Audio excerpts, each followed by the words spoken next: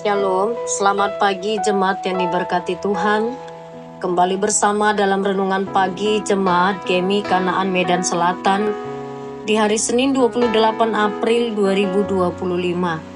Kita kembali mendengarkan firman-Nya, mari kita berdoa. Allah yang Maha Kasih, kami bersyukur anugerah-Mu di pagi hari ini.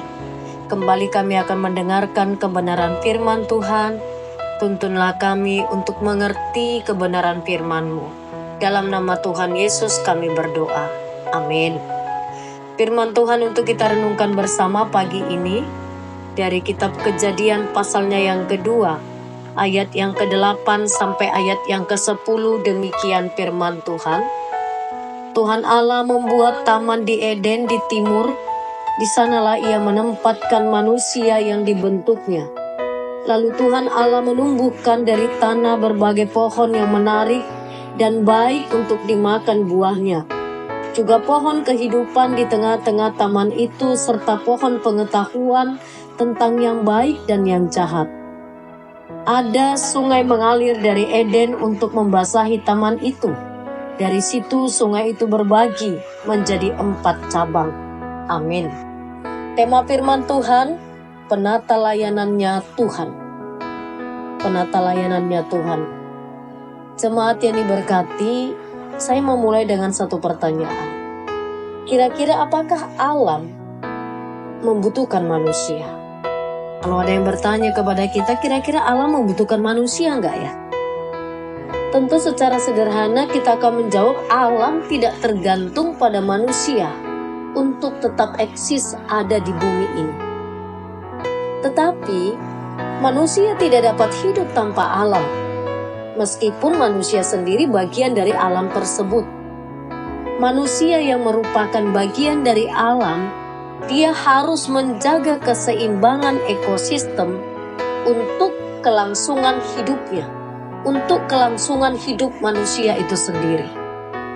Jika demikian, mungkin pantas juga kalau kita katakan sebaiknya manusia harus tahu diri hidup di bumi ini. Dalam teks ini kita melihat Alkitab mengisahkan asal-usul manusia yang diciptakan Allah dan diberi amanat oleh Allah untuk mengelola alam semesta. Sesungguhnya kisah ini menjelaskan kepada kita bahwa menurut hukum hak cipta secara sederhana, manusia adalah milik penciptanya. Kalau sang pencipta menempatkan manusia di Taman Eden, tempat yang indah, maka sesungguhnya itu harus dimaknai sebagai sesuatu anugerah, sebagai sesuatu kehormatan. Bahkan kalau manusia diberi mandat untuk mengelola alam semesta ini dengan wewenang penuh daripada Allah, maka itu pun suatu kehormatan besar. Alkitab memberitakan tentang penghormatan kepada Allah atas manusia ciptaannya dengan menugasi manusia sebagai penata layanannya Allah untuk merawat alam ciptaannya. Sekali lagi, untuk merawat alam ciptaannya. Ternyata manusia, jemaat Tuhan, tidak terbebas dari kesalahan. Sejak kejatuhan manusia dalam dosa menjadikannya tidak bisa menyelamatkan alam semesta, bahkan untuk dirinya sendiri sekalipun. Kerakusan manusia akan kekuasaan menyebabkan mereka menunggangi, memanipulasi amanat Allah yang diperintahkannya untuk menata layani alam ini. Kesalahan cara berpikir manusia yang menjadikan dirinya sebagai penguasa alam telah berakibat fatal.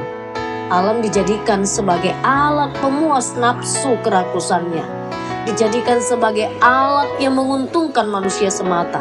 Semuanya menjadi rusak oleh karena dosa. Bapak, Ibu, saudara-saudari jemaat yang diberkati Tuhan. Pelajaran penting yang dapat kita renungkan lewat firman Tuhan bagi kita pada pagi hari ini. Yang pertama, penyediaan dan kelimpahan yang telah diberikan kepada kita sebagai manusia adalah anugerah Allah. Bukan karena kita terlalu setia kepada Allah, tetapi karena Allah memberikan anugerah alam ciptaan ini untuk kita rawat dengan baik dan benar. Sekali lagi, kalau ini kita maknai sebagai anugerah Allah, Mari kita rawat dengan baik dan benar. Yang kedua, saat kita berusaha untuk hidup dalam kelimpahan Tuhan, maka kita juga hidup dalam komunitas yang mencari keadilan atas ciptaan Tuhan secara berimbang. Artinya bahwa kita diberikan wewenang sebagai penata layanan Allah, kita harus berlaku seimbang. Tidak hanya untuk memuaskan nafsu kerakusan kita belaka, tetapi bagaimana kita merawat apa yang Allah sudah berikan kepada kita. Marilah lewat firman Tuhan ini, kita mau belajar bersama.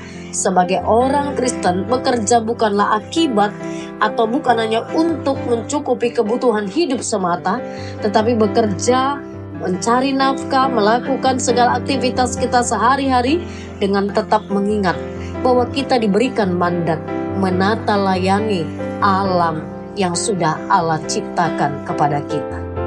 Amin. Kita berdoa. Bapa Surgawi, kami bersyukur kami bisa menikmati makan, kami bisa menikmati minum, kami bertanggung jawab mengelola keseimbangan. Beri kami kebijaksanaan untuk merawat bumi secara berkeadilan sebagai wujud nyata dari penghormatan kami kepada Tuhan. Tolonglah kami Bapa menghidupi kebenaran firman-Mu khususnya di sepanjang hari ini. Berkatilah segala aktivitas kami, agar setiap apa yang kami pikirkan dan yang dikerjakan tangan kami, Engkaulah yang membuatnya berhasil. Bapa yang baik, kami terus menyerahkan kepadamu untuk anak-anak kami yang masih sedang mengikuti untuk ujian UTBK. Tuhan berkati mereka, berikan mereka kecerdasan, hikmat dan ketenangan untuk menghadapi setiap ujian sesuai dengan jadwal yang sudah ditentukan bagi mereka. Sehingga anak-anak kami berhasil ke perguruan tinggi negeri seperti yang mereka rindukan. Bapa yang baik, kami juga menyerahkan seluruh anak-anak kami di dalam setiap jenjang pendidikannya.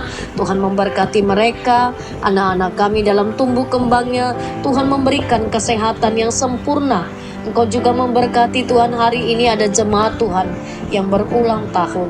Saudara Jovi Tolhaspe Panggabean hari ini genap berusia 30 tahun. Berkatilah saudara Jovi, berkati kesehatannya, bertambah usianya, bertambahlah hati yang takut akan Tuhan dalam hidupnya. Bapa, kami juga menyerahkan jemaat Tuhan yang mengalami kelemahan tubuh.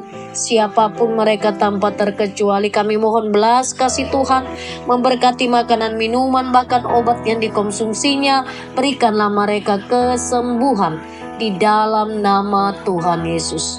Terima kasih Bapa, terpuji Engkau, di dalam nama-Mu kami berdoa. Amin. Semangat pagi, Tuhan Yesus memberkati.